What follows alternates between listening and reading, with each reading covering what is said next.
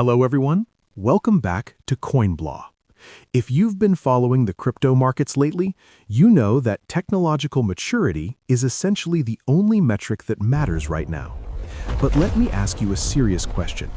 Are you still stuck in the mindset that Ripple and Stellar are just siblings? Do you still see them merely as coupled assets, where if one moves up, the other just tags along? If that sounds like you, then you need to pay close attention to this video, because that old narrative is dead. Today, we're going to completely rewrite how you see these two giants. We're going to break down the drastically different maps of the future of finance that Ripple and Stellar are drawing. This isn't a boring technical debate about which blockchain processes transactions a few milliseconds faster. That's missing the point. The real difference is about philosophy. Are you building the high-speed highway itself, or are you trying to gather all the cars to drive on it?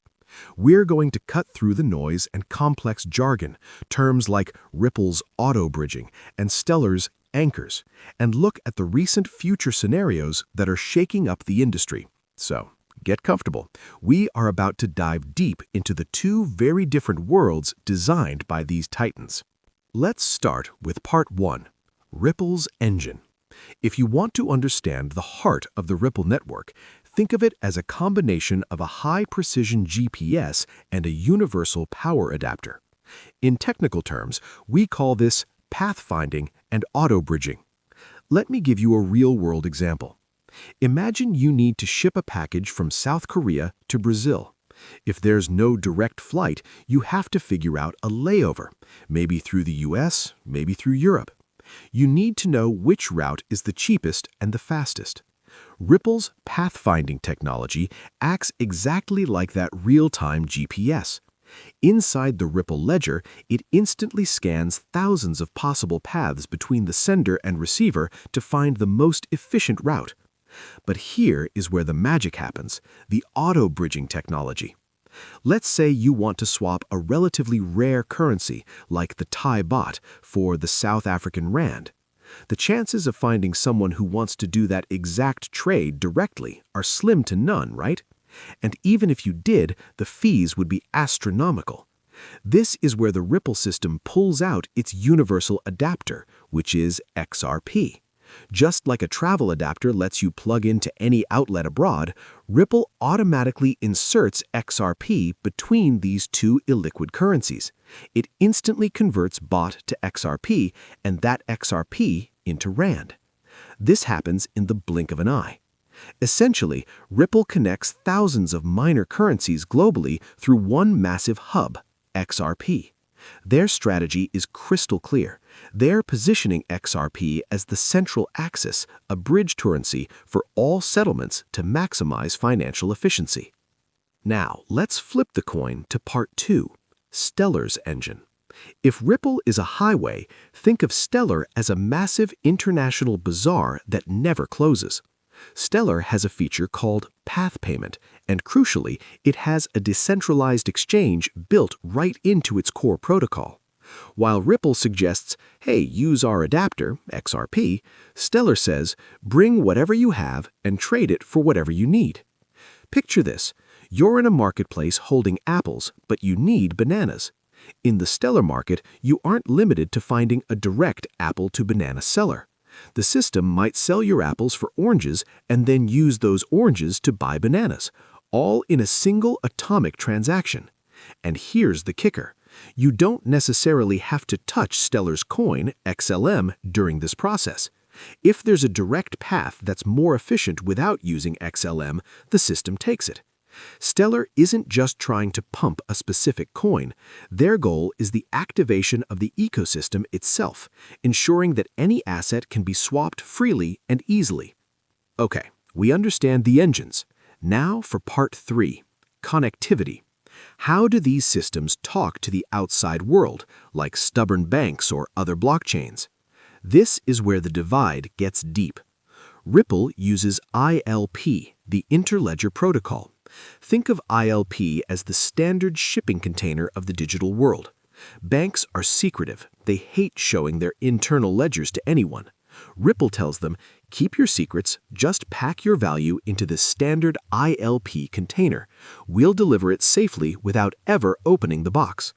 ILP is like a translator or a standard operating procedure managed by the open source Interledger Foundation.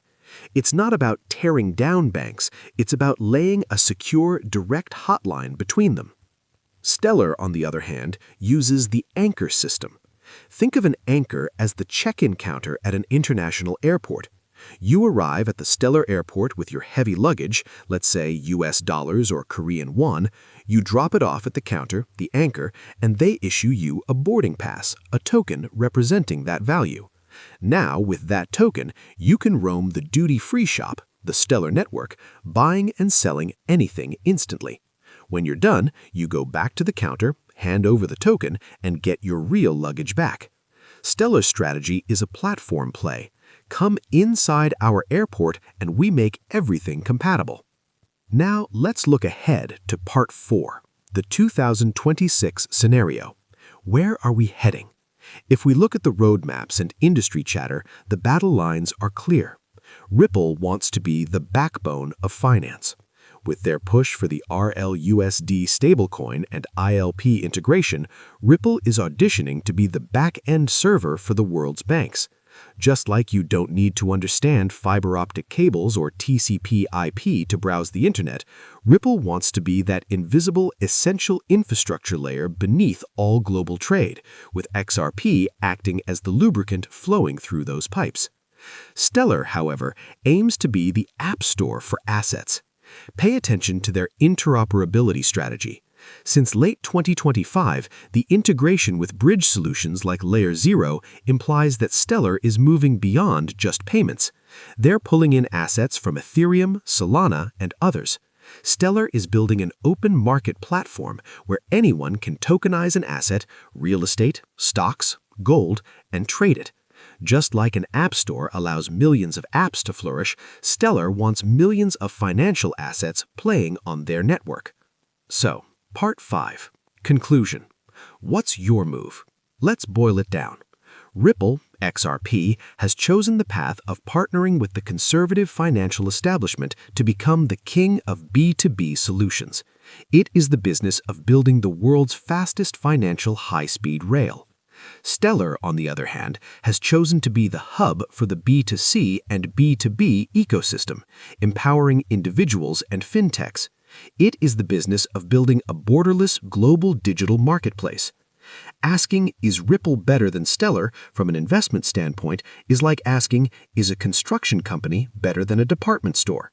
They both contribute to the city's growth, but they make money in fundamentally different ways. If you want to bet on institutional infrastructure reform, look at Ripple.